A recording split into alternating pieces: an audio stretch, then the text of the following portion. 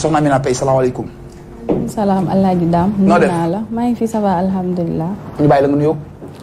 nuyu naa la Dame nuyu ñi nga xam ne ñoom laa fekk ci plateau bi nuyu ñi nga xam ne ñoo di suñu ay mbokku téléspectateurs yi nga xam ne ñu ngi ñuy seetaan jamono ji ci li nga xam ne moo di RDV matin. yaay xibaar tey. waaw tey maay xibaar. yaay yàkkandi. waaw maay yàkkandi. yaay taawi. waaw maay taaw yi maay yaatal. ana monsieur Seck.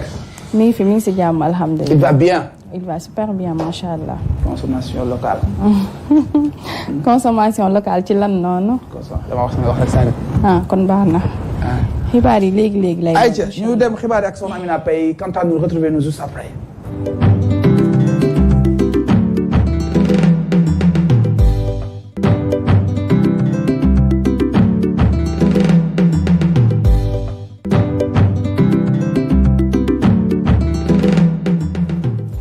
acca xibaaru suba si dañ koy door rek ki nga xam ne moo di njiitu bokk gis-gis di Pape Diop ginnaaw rek ba mu daal di àndek ñi nga xam ne ñoo di waa mouvance présidentielle moom ginnaaw rek ab génn boo xamante ni def na ko ci journal bii di Le Quotidien ma nga doon wane bu baax a baax li nga xam ne moo di meram ci noonu rek ñi nga xam ne ñoo di ñenn ci leader politique yi sax ña ngay ñaawlu bu baax a baax ànd gi mu ànd ci li nga xam ne moo di boobule mouvance présidentielle ci noonu rek ki nga xam ne moo di njiitu coalition boobu di bokk gis-gis sax yenn njiitu politique yi ñi ngi naan rek dafa nekk nit koo xamante ni dafa nekk opportuniste ci noonu rek ñu daal ci teewlu jàngatu ki nga xam ne moo di Seynabou Camara. ital bokk gis-gis dem na bootu ci mouvance présidentielle bi di Benno Bokk Yaakaar loolee nag nekk lu ñu waxtaane lool fii ci Sénégal ba tax na kii di président alliance déggu di ko ñaawlu. man damay waaru ci ma déggee ci mel na ñoom Pape Diop ñuy wax dafay mel na ay je ne sais pas ñu amul benn xel niñ koy waxee bugguma jaar ci tur bi koo xam ni am na 77 ans am xelu ko am 7 ans. niñ koy waxee ñëpp xam nañ ko genre yooyu lañ may jox dégg naa muy wax ni way dafa ko mos a solliciter benn financière mais kii xamul sax lu muy wax c'est des gens qui ne comprennent rien. Biram Khoudialo di président alliance déggu bokk ca Pastef nag jàpp ne que transhumance boobee intérêt personnel rek a ko lal. ay nit lañu yu nga xam ni maître Ablaye Wade moo fi nekkoon juum jël leen teg leen ay président assemblée nationale nit ñu mel nii. amul dara lu ñu indil Sénégal lu dul toog du ñu fay impôt nekk ay nit yu nga xam ni kenn xamul yan façon nit lañu mënuñu ànd ak lu dul état parce que dañuy wéeru ci kaw état di nàmp deretu askan bi ñu mel ni je crois que dañ leen war a fusiller. Pape Diop di ab député bu yees bokk ci 14e législature bi moomee nag ci fan yu ñu génn dem na fekk ci mouvance présidentielle bi ngir jox leen majorité ci assemblée nationale bi lee addu rek wax ci leneen ki nga xam ne rek moo di Guy Marius Sagna daal dinay addu ci li nga xam ne rek moo di jafe-jafe yi nga xam ni jamono ji Sénégal mi ngi koy dund waaye tamit ñu gis ni rek ki nga xam ni moo di député boobu daal dinay addu bu baax a baax li nga xam ne rek moo di problème étudiant yi nga xam ne nag ñi ngi laan rek daal di bloqué foofu ci douane France ba tax na rek moom ma ngay dut baaraamu tuuma bu baax a baax ki nga xam ne moo di ambassadeur bu France waaye aussi mag ñuy xamal ni rek boobule ambassadeur dañuy daal di rek dund ci ndoddu askanu Sénégal dinañ ci dikkaat ci yeneen jotaayu xibaar ñu àddul de wax ci leneen rek mu di jamono ji nga xam ne nag ñu ngi ci li nga xam ne moo di hivernage di taw ak yu ni mel askan bi nag ñu bari dañuy daal di dund rek ci li nga xam ne moo di jafe-jafe ba tax na rek ñi nga xam ne rek ñoo di yooyle askan sax ñi ngay ñaawlu bu baax a baax ñàkk assainissement bi nga xam ne ñu ngi koy nemmeeku fii ci diwaanu Sénégal bu ñu sukkandikoo rek ci environnementaliste bi di Ibrahima Boden moom mi ngi naan rek war nañu xoolaat bu baax a baax li nga xam ne moo di plan d'assainissement boobu ci noonu rek ñu daal di teewlu ab reportage bi nga xam ne nag Sobel Wade mooñ ko daal di defaral. wal ci mbedd yi nekk na lu gën a fës fii ci quartier yi ñu ne mais situation boobu nekk lu soxal ña fay yeewoo nan la ñu def ba agsi ci situation yooyu leen. yaakaar naa am na benn weer mbaa ñaari weer le ministre de l'assainissement ak naataangoom si yore environnement ñu ko doon lancé liggéey yi li ñooy les travaux n'est-ce pas concernant le renouvellement du collecteur Hann Fann liggéey boobu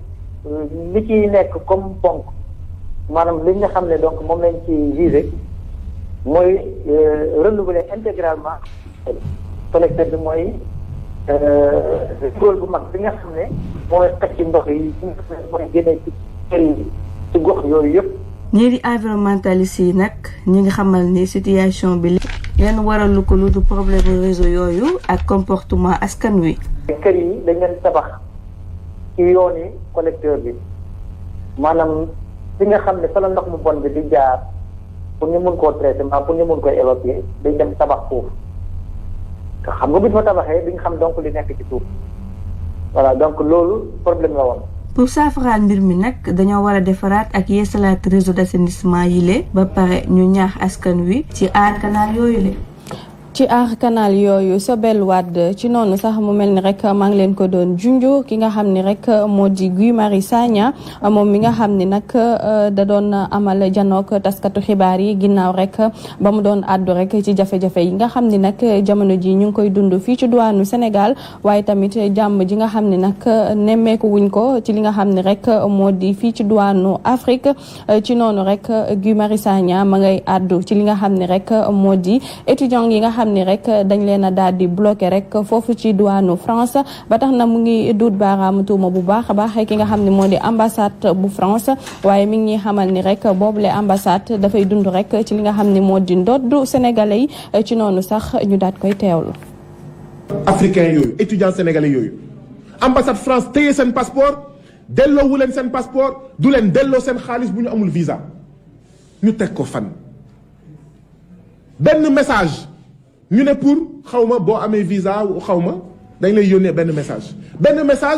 ñu ngi lay fayloo yow mi di ut visa lu ëpp 700 francs man na leen waaye yéen xanaa planète Jupiter ngeen di toll di envoyer message bi. ñuy def business sa kaw ñu naan déet ñu lay arnaquer maanaam ñu ne léegi livraison bu ñu paree ci xool sa dossier ñoom ambassade France. di liggéey ak xawma kan seen affaire la dañuy jël sa visa jox la ko ñu ne bu dee juumuma bu dee biir Dakar nga dëkk ñu ne ki lay indil plutôt mekki passeport bi 10 000 xawma 11 000 nga koy fay 11 000 ban scooter ban cak-cak ban livraison ngay fay 11 000 ci biir Dakar ak fu mu munti jóge ak fu mu munti dem. léegi ambassade France bu paree sa étude dossier pour delloo la sa visa plutôt mekki sa passeport yàlla nag bu mu la ne mbalee amoo visa mu lay jox sa passeport 10 000 francs bu dee waa Dakar nga bu dee en dehors de Dakar 22 000 francs mais passe Ziguinchor Dakar 10 000 francs la xaw ma 9 500 donc di ñu sàcc di ñu arnaquer di téye suñu passeport ba pare nag di la humilier di la toroxal ndax lan ndax ñun tamit ñoo ko def suñu bopp ñaar benn bi mooy suñuy Macky Sall suñuy Ouattara suñuy Patrice Talon ñooy luubal alalu askanu Afrique ba tax amuñu xaalis bu doy pour tabax ay écoles yu doy te baax am ay jàngalekat yu doy te xarañ am Guy Marius Sagna dañuy àddu rek wax ci leneen ci jamono ji nga xam ne rek foofu ci diwaanu piscine olympique problème bu rëy lañ fay nemmeeku diggante ñi nga xam ne ñoo di direction bi ak waa fédération nationale de natation et de sauvetage ci noonu rek ba taxoon na rek ñu daal di tëj li nga xam ne rek moo di yooyu le bërëb nga xam ne dañ fay sangoo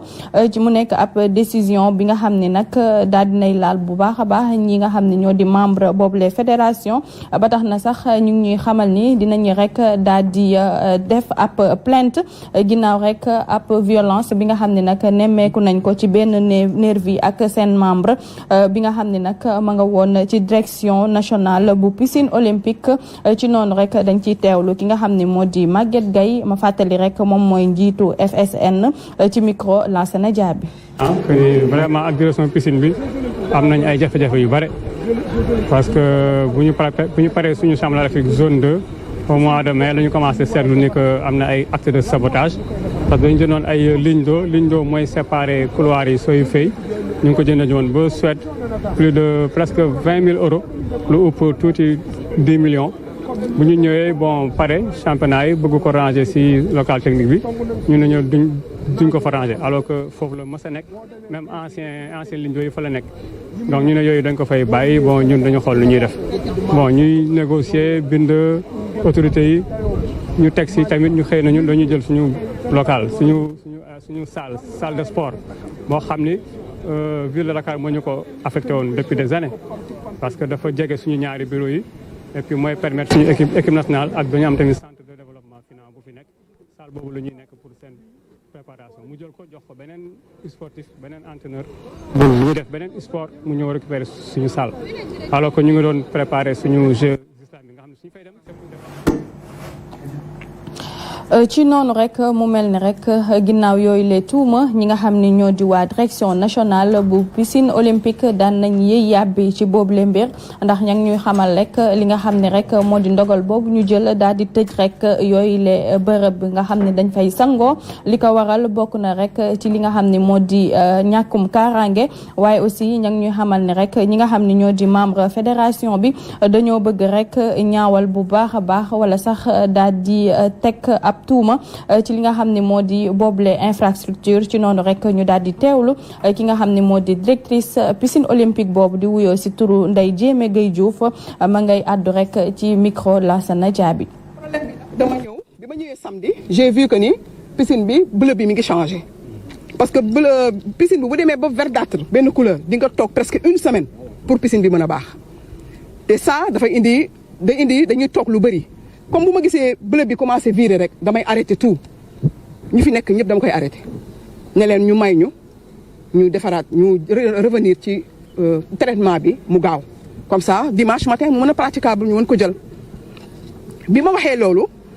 chef de bassin Soda était là devant moi mu woo Maguette sama kanam le président Maguette parce que man yàpp naa ni mooy sama interlocuteur direct ma woo ko Soda woo ko nag mu ne ko d'accord maa ngi avisé DTN. le gars man gis naa ko mais xamuma woon sax que moom mooy DTN il était là di jaabante dugg di génn avec la fille de Mouhamed Diop que je reconnais ndax yàgg nañ ko photo di ma ko indil te mosuma kaas parce que man dama nekk nitu jàmm jigéen laa damay fédéré muy def ay affaire bêtise am ñu koy photo di ma ko indil c'est tout ma boole lu ma neex ak lu ma naqari yëpp bàyyim set bii xale bi di jaabante di dugg di génn ki doon détaché ligne d'eau yi mu ne ko bul tekki ligne d'eau yi ma ñëw ne ko détaché ça dañuy def benn entretien balaa ndox bi di virer dem foo xamante ni duñu ko mën a régler moom à ma grande surprise mu taxaw da ngeen yabaate da ngeen réew ces propos qu'il a réitéré devant commandant wu police point E parce que bassin yi sama responsabilité lañ nekk tey bu demee virer am leneen lu si am si man mii la ñuy ñëw demander des comptes mais pas vous seen vision seen problème yëpp li leen tere na la mooy nañu ëmb piscine bi delloo leen ko Mali Fall bi mu ñëwee di ma song si volontaires yi dañu fees fii dell man jigéen la ay ma fen et yéen permettre naa leen ngeen dem fa laaj ban contrat la piscine am ak Institut Pasteur pas plus tard que ce matin ils sont venus def prélèvement.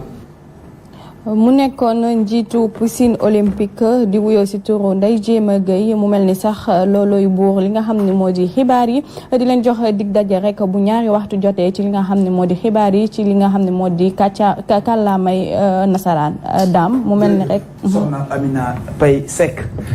ci yile xibaar yi ñu yàkkandil ci suba sile ñu buur xool yenn ci ay xët yu njëkk ci suba sile pour seen information l'observateur la ñu koy dooree mi xëy dañuy waxal sur des factures impayées am na ñu ci cité nan la ñuy eggee ci bile bor. d'accord Dame comme ni nga ko waxee rek li nga xam ne moo di observateur ci xëtam bu njëkk mu daal di ñuy xamal rek li nga xam ne moo di ay bor yi nga xam ne rek Senelec daal na koy am lu toll ci 100 milliards de francs CFA ci suñuy koppar mu mel ni rek yile bor nag daal nañ koy am ci li nga xam ne moo di TER Sen'Eau Limac AIBD Université Orange ak yu ni mel mu nekk loo xamante ni jafe-jafe la fii ci diwaanu Sénégal ndax rek fan yi ñi ngi nemmeeku bu baax a baax li nga xam ne moo di courant bi dafay rek commencé di def ay xuy kamac ci noonu rek dañuy desandi ba tey rek si boobu lay xët ak fermeture li nga xam ni moo di hôpital Le Dantec mu mel ni rek jamono ji moom ñi nga xam ni ñoo fa nekkoon doon daan seen doole di jaay ak yu ni mel ñu ngi ci guddi gu bërsetegul ba tax na rek bi le journal de l'Observateur daan na ci dikkaat. Libération nous parle entre les producteurs privés indépendants et les banques ba tey ci bi le xët dafa rebondir ci l'Observateur. ni nga ko waxee rek Libération daal di dellu siwaat rek ci bor bi nga xam ni Senelec daal na koy amel ci noonu rek mu mel ni rek jamono ji ñoom ña ngi ñuy xamal ni rek boobule bor toll na ci 200 milliards de francs CFA ci suñuy koppar mu mel ni rek ñi nga xam ne ñoo di producteur privé yi jamono ji moom jaayum li nga xam ne moo di courant bi ci li nga xam ne moo di société nationale di Senelec dina nekk loo xamante ni jafe-jafe lay doon ba tey rek di desandi rek ci boobule xët ñoom tamit ña ngay dellu siwaat bu baax a baax ci li nga xam ne rek moo di tëjub hôpital Le Dantec ba tax na rek ki nga xam ne moo di professeur Moustapha Ndiaye ma ngi ñuy xamal ni rek tëj bi nga xam ni dañ ko tëj hôpital Le Dantec nekk na loo xamante ni teguñu ko benn yoon ci yoon ndax rek lu ni mel bokkul sax ci li nga xam ni nit war na ko def. Enquête yéenekaay installation de la nouvelle législature mu mel ni ne les grandes manœuvres démarrent niki samedi bii la ñu koy xaarandi. niki samedi bii lañ koy xaarani loolu la enquête daal di fësal mu mel ni rek jamono ji moom ñi nga xam ni rek ñoo di ngi nga xam ne moo di njiitu réew mi di Macky Sall daal di nay sax rencontré ñi nga xam ne ñoo di député yu Benno Bokk Yaakaar samedi ci li nga xam ne moo di Palais ba ci noonu rek mu mel ni rek jamono ji ñi ngi xaarani li nga xam ne moo di gouvernement bu yees bi nga xam ne rek fas yéene nañ ko amal ginnaaw rek élection législative yi nga xam ne moom la ñu génn daam. bés bi le jour le nouveau quotidien bu E-Media mu ngi xëy yaatal ci le chef de l'opposition sunu maam Abdoulaye Wade mi nga xam ne tàngalaat na bool bi. waaw noonu lañ ko xamalee ki nga xam ne moo di njiitu réew mi di Macky Sall di Abdoulaye Wade ki fi nekkoon njiitu réew sax daal dinay tàngalaat li nga xam ne moo di bool bi mu mel ni rek waa PDS moom ñu ngay wane bu baax a baax li nga xam ne moo di seen position ni rek dañuy daal di rester rek ci li nga xam ne moo di opposition waaye tamit mu mel ni rek li nga xam ne rek moo di élection yi nga xam ni moom la ñu dëgmal di li nga xam ni moo di élection présidentielle fas yéene am ci atum 24 mu mel ni rek li nga xam ni moo di intercoalition bi nga xam ne amaloon nañ ko ci élection législative yi soo moytuwul sax dañ koy rek daal di tas ci noonu rek mu mel ni rek ki nga xam ni rek moo di Pape Djibril Fall moom ma ngay àddu rek ci li nga xam ni rek moo di jamono ji nga xam ni Assemblée nationale war na am ab statut bu bees. léegi rek lay wax ci lu jëm ci mbay fii ci Sénégal le quotidien xëy na dafa ci yaatal wax ci coopération bi dox diggante Sénégal ak Chine parler de Xiong Han di ambassadeur bi ana lam ci jukki. daam comme ni nga ko waxee rek le quotidien daal ci dikkaat bu baax a baax ci li nga xam ne moo di coopération agricole bi sino-sénégalaise ndax jàpp nañ ni rek boobule coopération dina nekk loo xamante ni rek mun na jëmale li nga xam ne moo di réew mi kanam ba tax na rek boobule ambassadeur daal di teg rek li nga xam ne moo di projet yi waaye mag ñuy xamal ni rek dinañ encourager bu baax a baax wala sax dinañ ñoŋal entreprise chinoise yi nga xam ne rek jamono ji ñi ngi ci yooyu les investissements ba tey rek ci boobu le xët di le quotidien ma ngay dikkaat rek ci li nga xam ne rek moo di mënd bi ak jamono ji nga xam ne rek li nga xam ne moo di marché yi moom dugg fa rek dafay nekk problème ndax rek li nga xam ne moo di taw bi dafay booleek xet gu bon waaye tamit salte boo xamante ni ñi ngi koy nemmeeku ci boobu le xët sax di le quotidien. acca ñu duwul dem Direct News wax ci reprise des opérations de vente des cartes et de renouvellement des structures du parti waaye bu PDS la mu mel ni ne sunu maam Abdoulaye Wade ma ngay dajale njabootam. mu mel ni rek suñu maam Abdoulaye Wade ma ngay dajale njabootam ndax rek mi ngi ñuy xamal ni rek daal di nañ am lu toll si 80 sièges ci député yi foofu ci diwaanu pencum ndaw réew mi di assemblée nationale mu mel ni rek ñoom dañoo jàpp ni dafa nekk ab majorité politique waaye aussi ña ngay xamal ni rek li tax ñu am boobule doole ci li nga xam ne rek moo di opposition bi ci noonu rek ñi nga xam ne rek ñoo fare ci boobule parti sax di PDS ñoom jamono ji nag dañoo fas yéene rek doon benn gi rek daal di mën a janook ki nga xam ne rek wala sax parti bi nga xam ne moo nekk au pouvoir di li nga xam ne moo di APR ba tey rek ci boobule xët mu mel ni rek ki nga xam ne moo di Guy Marius Sagna daal nañ ko fay fësal ndax ma ngay annoncé rek li nga xam ne moo di ay ab marche boo xamante ni nar nañ ko amal ci li nga xam ni rek moo di jamono ji nga xam ni njanga ni dañuy tëj rek li nga xam ni moo di hôpital Aristide Le Dantec. Rewmi le quotidien Pape Djibril Fall l'équilibriste ni pour ni contre le rapport de force Benno Yewwi Wallu reste intact. mu mel ni rek loolu la ñu xamal Pape Djibril Fall Rewmi quotidien daat koy fësal rek ginnaaw ba muy doon janook taskatu xibaar yi mag ñuy xamal ni rek ñi nga xam ne ñoo di waa Benno Bokk Yaakaar ak Wallook Yewwi dinañ rester li nga xam ni moo di intact ci li nga xam ne rek moo di yooyu les élections waaye tamit Pape Djibril Fall mi ngi ñuy xamal ni rek li nga xam ni moo di 14e législative bi nga xam ni amal nañ ko mu mel ni rek yuuxu dina jiib fuñ ko foogeewul. yuuxu dina jib suñ ko foogewul Walf Quotidien périple de Macky absence du premier ministre et fin de mandat de l'Assemblée le Sénégal sans gouvernail. mu mel ni rek jamono ji moom loolu la ñuy jàpp ci li nga xam ne rek Walfadjri Quotidien daal na koy xëtal jamono ji nga xam ne rek réewu Sénégal amul rek li nga xam ni moo di premier ministre ba tax na rek ñu fas yéene samp ab gouvernement bu yees ba tey rek Walf Quotidien di ñu xamal ni rek ki nga xam ni moom moo di Moustapha Niass soo moytuwul rek dinañ ko rek daal di écarté ci li nga xam ne rek moo di assemblée nationale bi nga xam ni rek nar nañ ko sampaat lu yàggul dara. ñu jeexal ak tàggat yaram ci ñaari xët bu ci jiitu notre sport favori sunu lamb qui nous parle toujours de l'écurie de Fass profonde malaise à Fass après Mbaye Guèye. mu mel ni sax suñu làmb loolu la ñu xamal mu jamono ji écurie boobu di Fass rek dañoo nekk sax ci guddi gu bër setagul ndax rek ñi nga xam ni ñoo di mbër yi nga xam ni ñoo fa nekk nag ñuy xamal rek li nga xam ni moo di Fass dafa nekk écurie Fass dafa nekk patrimoine boo xamante ni bu Mbaye Guèye la waaye tamit ki nga xam ni moo di Abbas Ndoye jamono ji nga xam ni nag jàpp nañ ni moo di jiite boobule écurie ndax sax fañ ko teg place am la waaye tamit mu mel ni rek jamono ji ñoom boo foofu di écurie Fass ña nga ca rek ci guddi gu ba setagul ndax rek ay mbiccoo mbaala lañ fay nemmeeku. nu mu mën a mel rek loxo Balla Gaye génnu ci. rasé na écurie bi ci Tafa Gueye la tàmbalee. jàpp le nouveau tigre gris daan ko 2 fois. daan Papa Sow. ba fàtt ne tër na fi Mbaye Diouf tàkkusaan nu Fass mel rek loxo Balla Gaye génnu ci. waaw ñu jeexal ak stade yéen kaay football wax ci mercato bi Kouyaté Gana Boulaye mu mel ni ne soppi nañu seen i club.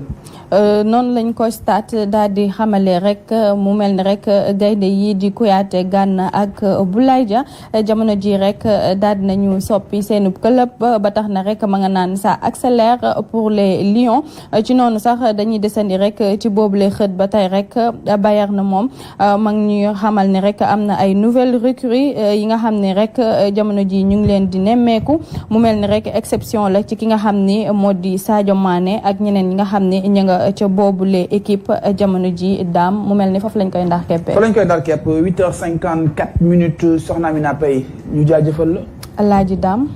digg bëccëg yaay ñëwaat. incha allah bu neexee yàlla. gën a yaatal ñu fas yéene ko gën a taaw bi gën ko yaatal. waay ces paroles me manquent de Aïssatou Diaw. baat danga koo nam ma. waaw xam nga Aïssatou nag suñu partenaire. waaw benn instant xarit la quoi. di la jaajëfal bu baax a baax di jaajëfal téléspectateurs yi nga xam ni jamono ji ñu ngi ñu doon suivre daam jaajëf kon ba ca kanam incha allah. ba ca kanam incha allah. merci beaucoup 8h54 wéyal sunu suba sile daal di.